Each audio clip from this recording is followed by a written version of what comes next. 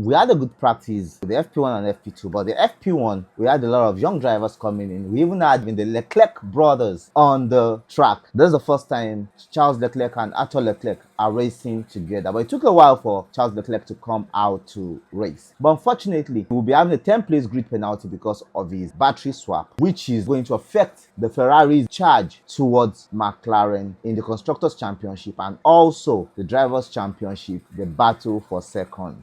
Charles Leclerc is now closely playing alongside Lando Norris. So we would see how that pans out for them. Maybe, possibly, McLaren can also get a penalty. Talking of penalties, the two Williams are not finding it more funnier with the last 5-6 races shenanigans. Now they are going back to change their gearbox. Colapinto and Alex Albon will be changing their gearboxes in this race, which might take them some more penalties. In FP1, we had Charles Leclerc coming out immediately after his long wait at the pit lane, storming out with some storming lap, and he did some beautiful laps, getting the P1 in FP1. The McLaren are saying, yeah, we too are here, coming P2 and Lewis Hamilton P3, P4 for George Russell. Gasly doing a tremendous job for Alpine, kept on putting a mark on it that, yeah, Alpine are going to be a force to reckon with next season, but will they really be a force? Let's wait until next season. Also, in FP2, we had the McLaren storming out and saying, no, we no go agree, we no go agree. They came out P1, P2, Norris and Piastri. We had Nico Hülkenberg also doing his thing, telling them, I'm going to Sauber, but before I leave, I have to leave a mark. I have to tell you guys that going to Sauber is not a fluke. So he's doing a tremendous job. The Mercedes showing some decent pace. Ferrari are also showing decent pace. Let's see how team set up for FP3 and the qualifying. But the news still begat that George Russell and Max Verstappen. Now, this is going to be a big issue. I'll make a video about this, but let me give you a breakdown of it. George Russell, Max Verstappen issue did not just start in Qatar. It has started since last year in Azerbaijan when George Russell ran into Max Verstappen's Red Bull, knowing that Max Verstappen had a faster car, but he needs to do what he needs to do to put Max Verstappen behind him. But fortunately, he ran into his Red Bull during the sprint race, and that became a big issue. And Max Verstappen never forget things. They had some little issues during the year, but coming into this year, they had some little issues again that were still on the ground. So in Qatar, George Russell played a big and a smart game, knowing he needed to be P1 because he had the advantage. Played it rough into the very wise Max Verstappen's mind, and Max Verstappen made a mistake, blocked him. They were called into the steward's room. The whole thing was that Max Verstappen had an argument and was saying George Russell was pushing on the steward to give him penalty, and he got a penalty, which he was not happy about. George Russell was saying, no, Max Verstappen was rude to the steward, and nobody is standing against him. He has bullied everybody, he's bullying everybody. He had to stand up against him, and this and that, and this and that. Now, he had to push for penalty. Now,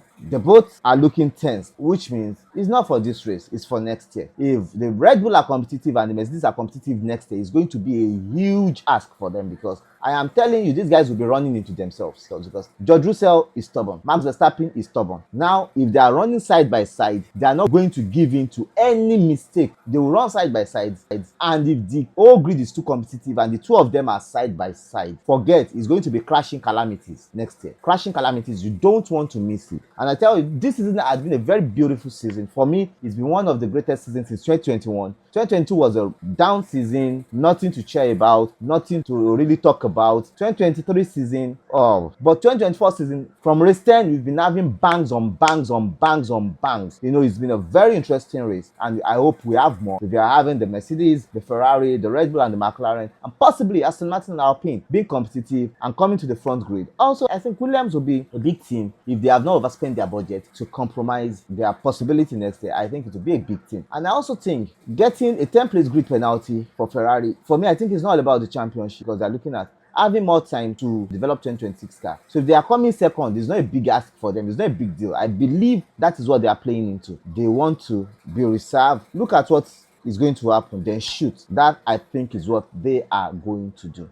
But will that really be what will happen? Because having more time to develop your car for 2025, especially with a 7-time world champion and Charles Leclerc trying to compete to take Ferrari to a new level, I think that will be a good thing for them. And also to McLaren, winning championship will be a big thing for them because they believe they have developed. So let us develop more. Those that have developed and those that have developed, then we all be in the mix. So I think that's what they are all playing at. And let's see how that works for them. I mean, both Ferrari and McLaren. And to Red Bull, they need to deal with all the understeer, oversteer issues, because during the FP2, Max Verstappen had a lot of understeer and oversteer. So let's see how that works out for them. And to Sergio Perez. He needs to decide himself if he's going to leave Red Bull. And some people are saying that has already decided. But I think from everything I've analyzed, I think it's a forced ask for him to leave Red Bull. Will he really leave? Will he stay? Will he come back? There are opportunities in 2026, especially with GM Motors coming in. There's a possibility of a 12th team coming in, which will make it more open and much bigger. For me, I think the best thing for him is to go back, reminisce, think about the year, see how he can get the best out of himself, and come back and shine, because the last 2 years, especially this year, had been a very, very tremendous year for him in the negative way. So let's see how he comes back. The FP3 was more nicer. We had the McLaren still topping, and the track evolution. We had a lot of long runs, the short runs, which is the qualifying to prepare the drivers ahead of qualifying. But one of the things we had again was Charles Leclerc had to change his exhaust, but that comes with no penalty. The RB20 is still struggling. Max Verstappen having a lot of struggles of understeer with the car. Now, how will he be able to pull that off tomorrow? Though I think it will be better in the cooler weather, which will happen during the qualifying. They will be able to get it out, and in the race they will also be able to get it out because it will be in cooler conditions. And we know the Mercedes tries in a cooler condition without mistakes. But Lewis Hamilton has been up and doing all through the practice section today. His teammate always comes alive in the qualifying. Lewis Hamilton comes more alive in races. They're having the same points now as teammates. They've been able to acquire the same points over the 3 years. But what happens in this race will determine who goes ahead. But for me, I think George Russell had been making a wrong call, filling his profile. First thing he says is, oh, he has out-qualified Lewis Hamilton. I think that should not be the basis of his profile. He should be putting his profile as to how many races he is going to win. He has won, because that would help set him up for the future. Yeah, we know how well he did in Williams, but in this age, putting himself against a 39-year-old man, yes, a 7-time world championship that could still win more, possibly pitting himself with him, for me, I think it looks dumb, because by next year, he will be having almost 50% of the grid of his age. What will he be doing? Who will he be putting himself against? I believe Lando Norris had had more wins than him now. In how many years? Max Verstappen, they started together, he has had more wins. So he'll be driving against Gasly, Ocon. These are his sets. He should be looking forward to how to build a bigger resume and not picking fights. Like I said earlier, he's still picking fights with Max Verstappen than that. So I think George Russell has a lot of work to do. Set himself up to picture his future than challenging Lewis Hamilton.